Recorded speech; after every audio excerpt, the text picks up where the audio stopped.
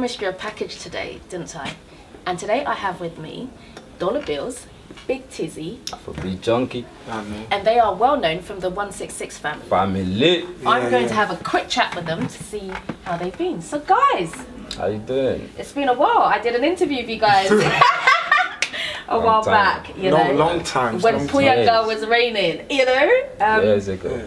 So it's nice to have you here, guys. I feel that you guys made a positive impact to the British, or should I say the UK music and UK Afrobeat music industry. Your songs were aired everywhere. You even had a massive platform, if I remember correctly. You performed with D'banj, right? Yeah. When D'banj was at the height of his career. Yeah. You know, so I want to celebrate 166 family because I think people have forgotten. You know, they need to remember. You know, the amazing tracks that you guys made. So tell me, how did 166 family come about? For those who don't remember or don't know now, how did it come about? Like, I just graduated university. I really kind of got into making music just before I finished uni. Me and Tillaman, we went to the same high school, Oliver Baptist High School. So we were kind of like meddling with music there. So I'd finished uni, went to Ireland, studied sound engineering, came back to London. I was looking for Tillaman. Like, I knew that this whole Afrobeat, Afro thing, I was in Ireland, like, just listening to all the Two-Face, African, China. I knew what I wanted to make, you know? So I got back to London, so about 2007 now, like, we was kind of ready to go. We'd worked with a few people. We started first working, like just working, trying to figure out the scene. We helped one man called Como Plastic. And then, we helped him kind of produce, write his EP, maybe album at that point. And then we got introduced to Lexi Do. We worked with him. This is me and Tilla. And then we were making our own records. We got introduced to JJC. In between that time is when we started forming more alliances. So Tizzy would come into the studio, you know. Tizzy was first DJing. I'm just going to take you back to JJC because I want the viewers to just know that those who don't know who JJC is, that's JJC, who's now married to Funke Akindele, the Nollywood movie star, superstar, should we say. So let's go back. Yeah. And in the background, we were just kind of working off of this flat called 166. Like, 166 is just formed of different type of personalities. That's why it was more interesting in a way where it was more kind of family based, you know. People like different people for their different characters and what they brought to the table, you know. We decided Puyanga was a front runner record produced by JJC himself, actually. See, I had no idea that JJC produced that until much recently. yeah, he produced that. But we had, like, I knew that we couldn't just come out with one record because there was a few, we would have like 15 different talented guys in 166, the flat. It was a flat, my flat in Chiltern, Southeast London. And so we kind of formed it. When Puyanga came out, people should remember this one. It was Puyanga, Faji by Tizzy, and what was the last one? And I'm Fly by Espanda, who I still value as John Law that was more 2010. This was like the first batch. Like we came out with another batch. Like, which was Sing For Me, Djembe, and John Law. You know, but then that first three, it was more like Puyanga. But then people still like Faji. And people still like I'm Fly. People that liked rap really liked I'm Fly, you know? Yeah, I mean, they really rated Espanda. Oh, wow. Yeah, I mean, so, like, I think that led to whatever was going on. It led to what was now 166. And the subsequent year, I think we wanted to show people that it wasn't just a one-hit wonder thing, you know? I think that's why people will still remember us today. I think if you had one hit, then that'd be it. Yeah, that would be it. Yeah. So how did it feel then? You know, when because obviously I think I remember you performed with D'banj at the Coco concert, organised by Coco Bar. How did that come about? I mean, how did you feel when? Who called you? Was it Coco Bar or was it D'banj's people? It was D'banj and their people that called, like, me directly. like all the other promoters were promoting. I think maybe Tunde Phoenix must have spoken to Tizzy, but like I had a call directly from the Banjis camp saying, God, they were in London, they're gonna do this show.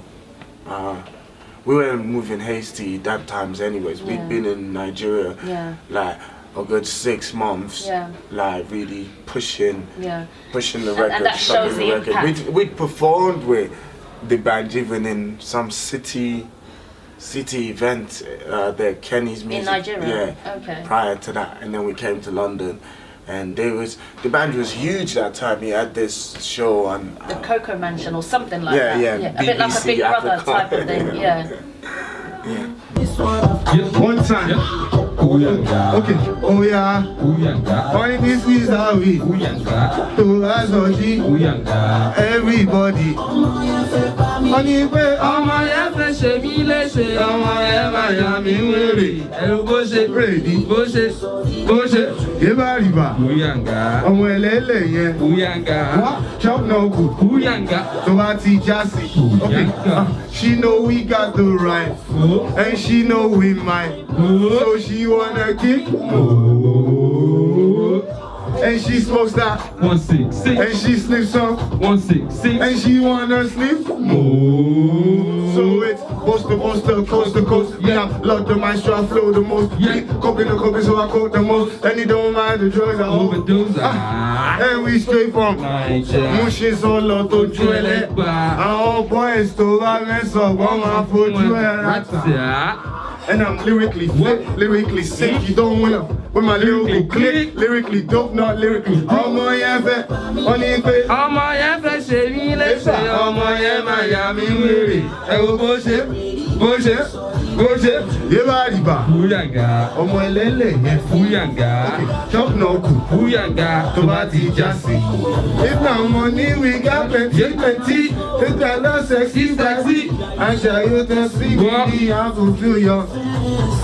Oh yeah. Puyanga If you got that, Puyanga tó bá lè gapá. Puyanga Ọmọ yẹn fẹ́ pa mí. The way she's styling, way she's dancing, ọmọ yẹn máa yà mí wèrè. Kí ló ń ṣe ẹ̀rẹ̀jì? Ó yá sọ di Judy. Puyanga It's Dola Billz. Puyanga I'm looking nicely. Puyanga My Enzo, ọmọ yẹn fẹ́. yeah ṣe mí léṣe ọmọ yẹn máa yà mí wèrè ẹ̀rù bó ṣe Yeba riba. Ọmọ ẹlẹ́lẹ̀ yẹn. Puyanga Chop no good. Puyanga So that's Jassy. London discourse Puyanga Who want talk show? Look out for them. Dola Billz, Big Tizzy, 166. We in the building. bó ṣe With my Jenny. Puyanga tó bá ti Jassy. Down no. Boom. Puyanga. I felt like 166 got to a stage where they were about to, really take over. Yeah, take over the UK Afrobeat scene. But then something happened, didn't it? I mean, I don't want you to go into details. I know you probably can't go into details because of the arrangements amongst yourselves. But what happened? Because all of a sudden, we didn't get what we were getting. I think the reason why people kind of liked us in the first place was the authenticity. Like it seemed like people felt like they knew us, and everybody had their own character. Basically, there was a lot of people speaking to him, like to Tilla, in terms of like record deals and that.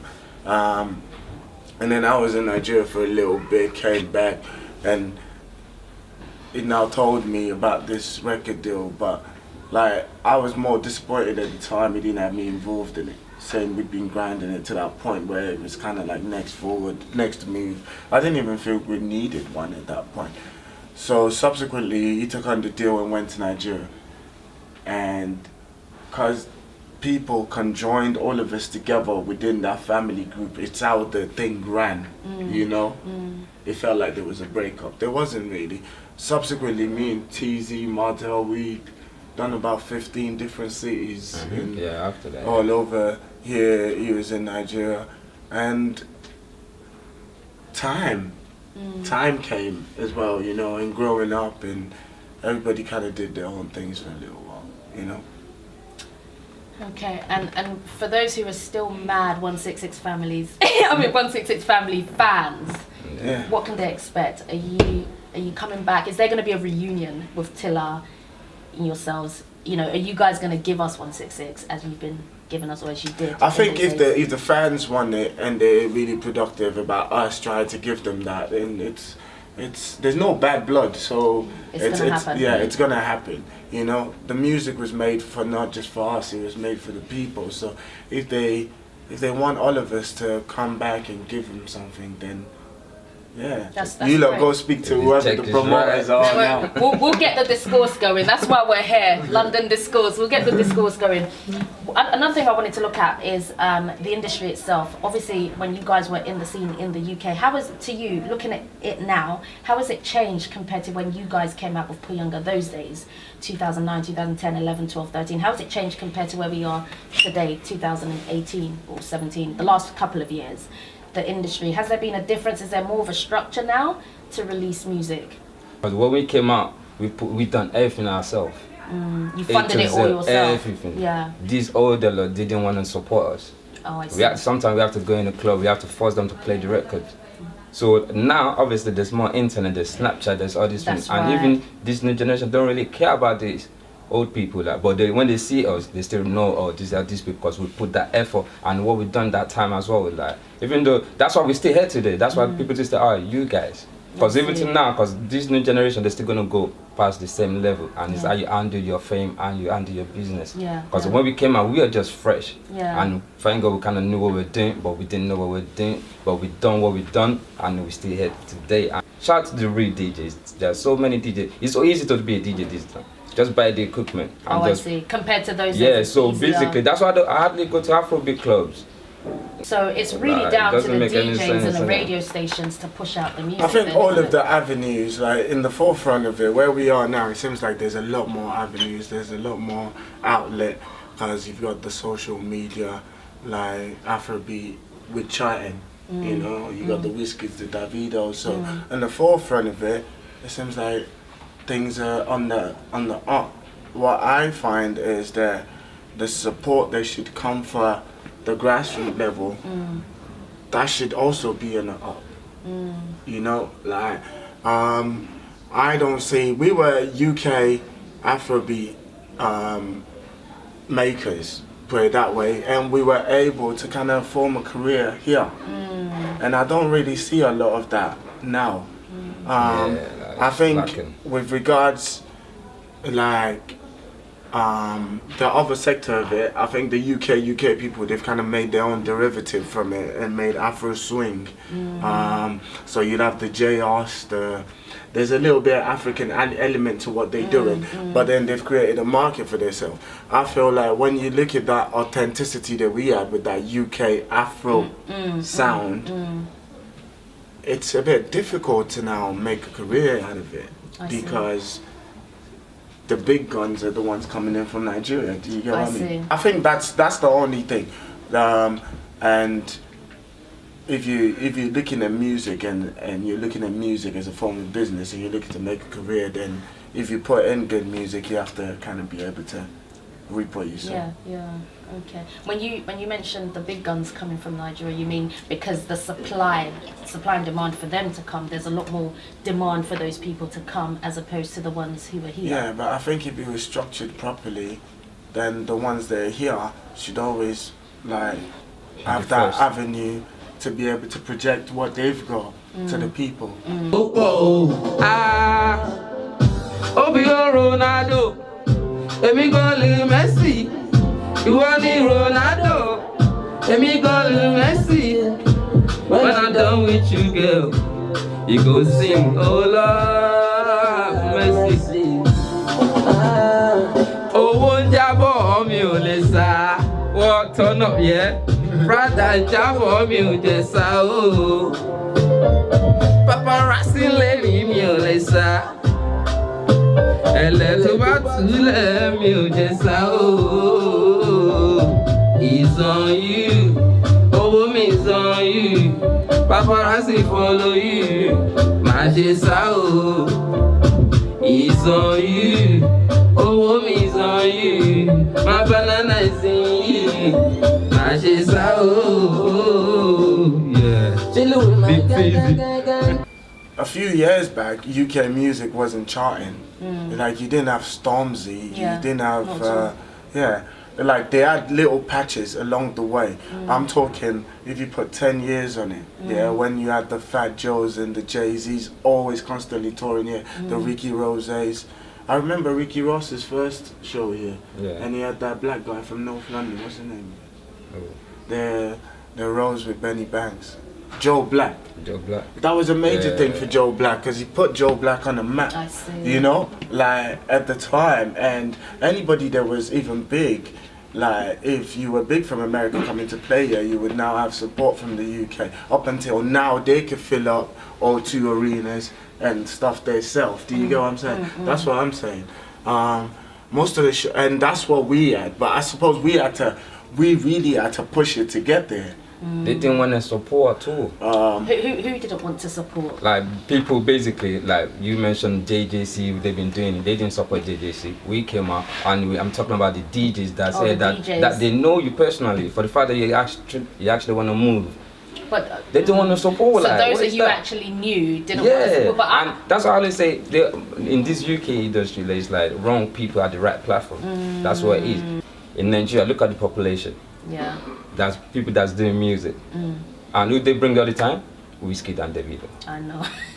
All the time. Yeah. That's what I'm But saying. they're quite big though. Like, Listen, they're big, and like people are big in America. Like there's a lot of demand for them. Listen, even though there's no demand for them, they will bring it because the promoters want to make money. Yeah, but money. the But are they promoters actually will making money? It's all about the hype, isn't it? No, forget you. Listen, Davido and Whiskey, they done the thing.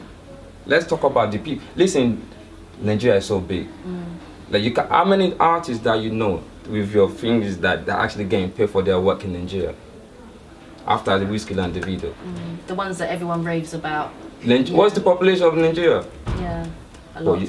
So they're finding it difficult as well, same thing as well. So that's why over here as well, if you actually put that pressure, there's loads there. Loads of artists, but only a few are actually reaping or enjoying the limelight. Yeah, exactly, because people over here looking to Nigerian people, suck up to them, and they don't even get nothing out of them. So basically you got big platform here, they will use you and do your thing, and you trying to use that and say, you're on this platform, but you're not getting that money. Are you going to be on that platform, you're not getting that money? A lot of people, listen, industry, this is what they did to UK artists. They bring all these people here and they ask the UK artists to pay to perform on that platform. Yeah, it's business, fine. But don't just look into that. What about me and you do business, that we grow together and make that longevity with it? I'm in total support of, like, I understand business. So you're going to bring whoever's in demand.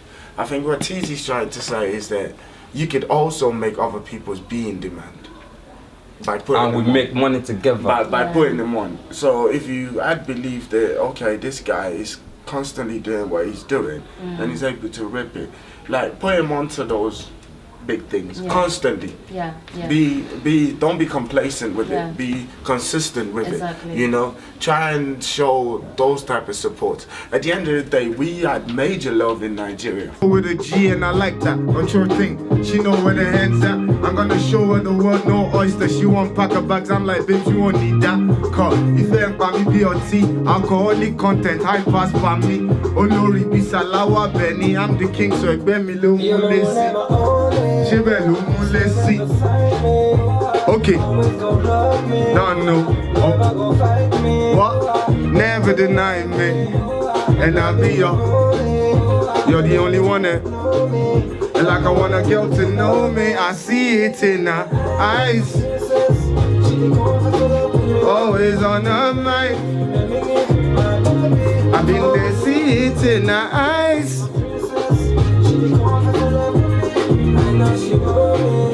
Billzy.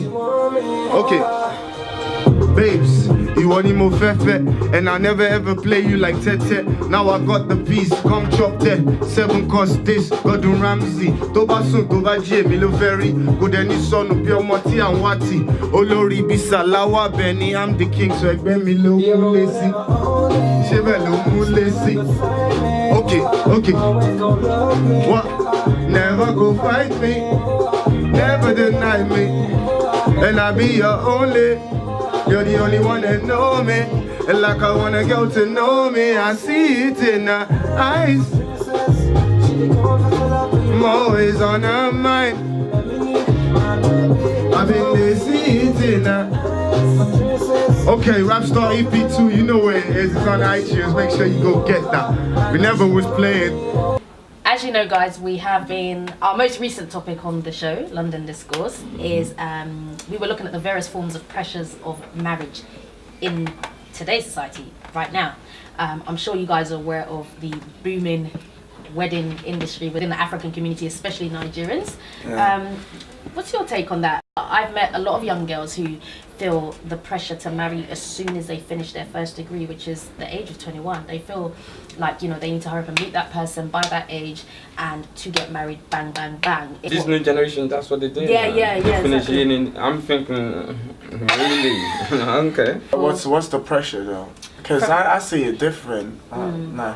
Like you answer that though. Where do you think they're getting pressure from? Various pressures, I believe, from their parents, their family, their peers, you know. I don't know. I see it different. I see it like okay, I'm Yoruba.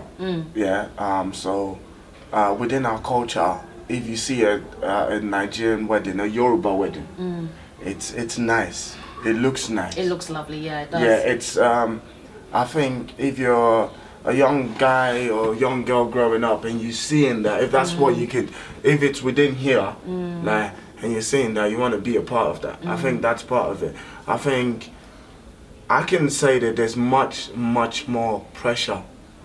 Like, you know, there's a lot of us, there'll probably be a few of us in this room and we've not even got married yet, you know, because I've got to really be supremo picky about this person that's going to be my life partner.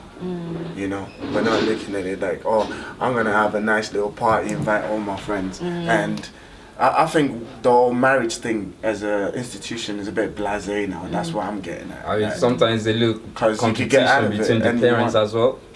Competition between the parents. Yeah, my daughter is getting married. How about Bola? You're not gonna get married That's to. true. That's true. It's too much. It is, and they force, you know, in some cases probably force their kids in the wrong relationships. Yeah, because this one, well, they don't think about the money they spend. Like, how you gonna do all that party? Then the wedding doesn't within 3 months. We're not marriage. together. Yeah. I wasted all that money. No, I don't want to miss that kind of money. Because Nigerian people, when they do party, they go all in. Yeah. And they know, is it that they're forcing them together or this and that? Oh yeah, you have to marry this. His family is rich. You have to do this one. You know what I'm saying? So I don't there's even so think money. they do much of that. They do a lot of that. Trust me. I Stay think out there. nowadays is the youth, they just really want to... Yeah, I think the you're- youth want, they do want it. They They just do because want they're it, but seeing it, they want it. There's no. And guideline. in Nigeria, There's no I was guide- seeing on my Instagram all last week, there was a lot of lady proposals, like females I saw a few of those on Instagram, yes. I thought that was all trending in Interesting. Nigeria.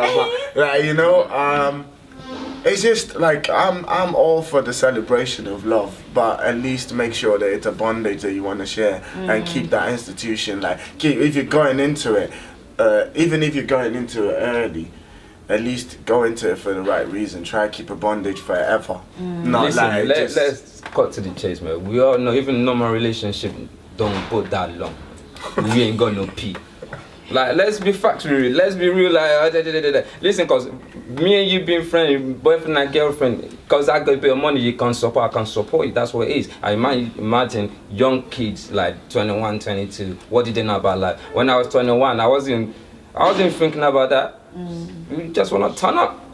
Turn up. You know what I'm saying? And so you got 21, 22, yeah, which is good. And some of them back in the days, that's what they get lucky and they be like, we've been together for 60 years. Like, you be like, wow. Yeah. It does happen. But these days with this Snapchat, this and that, girls are open to a lot of stuff. She wind it up and down like a window, a mini chimney blowing on her eba. She want give man a freak show. Gracias, you do it like a do it like a sick pro. Pop that drop, oh yeah, do it like a sick pro. And she flex it to the side, show man the fight. So I whisper in her ear, let me see more.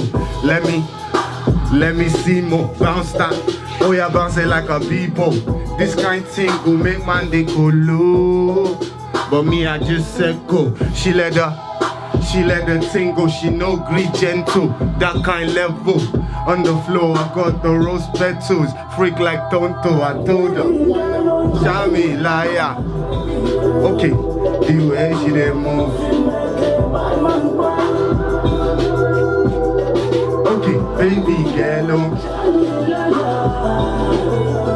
just give me a chance and I'll make it perfect. Oh, Johnny, liar. And when I see a little youth over here, I say you had everything in the world. What are you doing? Yeah. You know, you like, see like they're wasting their lives, whereas I or wouldn't put wasting it- opportunities. should I Yeah, say. like because if you're coming from the dirt, by the time you're here, you really You appreciate. you appreciate a bit more. If you die, they're not gonna feel the pain like your family would. You know, there's no point getting involved in all. There's a lot, man. A lot of like I factors, said, yeah. there's a lot of things because even as an adult, you could just sit down at home. There's nothing to do. You want to go out there, maybe just go to the bar and play pool. Imagine Yeah. there's no pool table there. That's true. I, for one, don't know if it's a case whereby youths are not. Maybe they need to find a passion if they run, if they box, if they sing, if Definitely, they but rap. then there has to be like avenues for them to be able to project that passion. Yeah. I think that's what Tizzy's saying. Usual. It's been a pleasure, but just quickly, I know you guys are doing new stuff. Just tell the viewers what you're up to now, separately. What are you up to, Dola? Hey, I recently dropped an EP called Black and White EP. My mum had cancer, so the I'm proceeds sorry. is all donated to his Cancer Research UK. It's on Bandcamp, so anybody can go purchase that for whatever amount you want. It's on there. And I've got music. I've always got music, man. Check me out. I'm on IG, Dola Billz Rap Star. Yeah, all my DM people. You know how we do. Harlem. And Tizzy? Yeah, big Tizzy, man. I got my own record label I'm running. New Year, New Money Records, Afrobeat Junkie, EP 1, 2. I just finished the new one called Woke. Coming Woke. out soon. Stay woke. Zimbati Stay woke. Know what I'm saying? That's right. Stay woke. Yeah, just been putting work, man. Okay. And work to move with the right people, really. Know what I'm saying? Forget the old stuff. Look for us, you find us, like the people that stop and are Snapchat, still Big there. Tizzy 12, Instagram, Big Tizzy Official, Facebook, Big Tizzy. 166. Okay. Yeah, take it back. You don't know. Yeah. Ooh, yeah.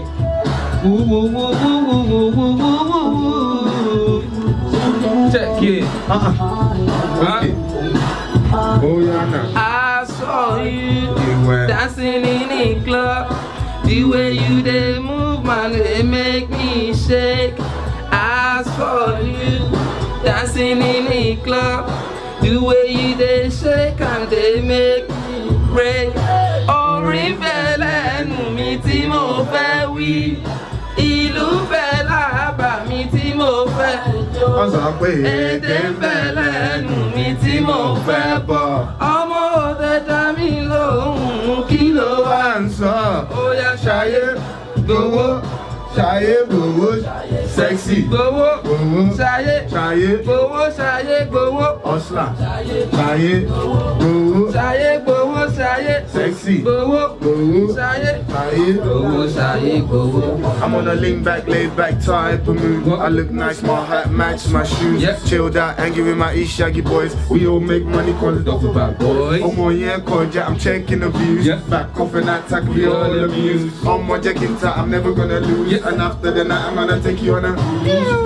We on a hype now. Yes. I felt pretty fine thing, we gotta dance now. I do my lean back, then she back it up now. Yep. Show the East man how we doing this. South now. Off to Central, pay for a little. Yep. Flip flops, little tops, and no Jimmy Choo shoes. With the rest of my crew, we'll let you in. What? Let you sing the diamonds and wearing the straight. Chin, chin. Let's do this thing. I'm a bird, so you can just straight. And then I'll call you tomorrow so we can do it again. Okay, Just always get. do it again. Come. I saw you And she you are. dancing in the club. Oh yeah. The way you they move and they make me say.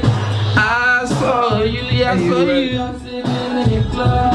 The way you they shake and they make me break. Wait. Orin bẹ̀lẹ̀ nu mi tí mo fẹ́ wí. Ìlú bẹ̀lẹ̀ bá mi tí mo fẹ́ jó. Èdè bẹ̀lẹ̀ nu mi tí mo fẹ́ fẹ́ bọ́ ọmọ ò dẹ̀dá mi lóhùn kí ló wà ń sọ ọ̀yà sáyé gbowó sáyé gbowó sáyé gbowó sáyé gbowó sáyé gbowó. Woke is my new single, yeah, check it out, Big Tizzy. Jeez. Sound to the man like I seen on the beat. Big Tizzy. Oh, gogoro, gogoro, gogoro, gogoro. Yeah, you dey shock me, be oh, gogoro. One more yes. time. Oh, gogoro, gogoro, gogoro, gogoro. Ide be churchy gogoro. Hey. Oh, gogoro, gogoro, gogoro, gogoro. Yeah, you dey shock me, be oh, gogoro. Shock me, shock me. Oh, gogoro, gogoro, gogoro, gogoro. Yes. Ide be churchy gogoro. Ẹ bá ń wá tajú o. Pẹ̀lú syrup tó ní apple sí. Yeah. Bá ń wá tajú o. Pẹ̀lú syrup, pẹ̀lú cranberry juice. Yeah, yeah, you like. Ìrọ̀rùn ṣàlàyé. Àwọn máa dámọ̀ ló ń mú nǹkan lé. That's right. Ìrọ̀rùn ṣàlàyé. Àwọn máa ń dẹ̀m ló mú nǹkan lé. Ṣókí lọ bọ́ọ̀gẹ̀ yẹ. Sọ́nà. Turn up. Yeah, you dey shock me bí ògógóró. Ògógóró, ògógóró, ògógóró.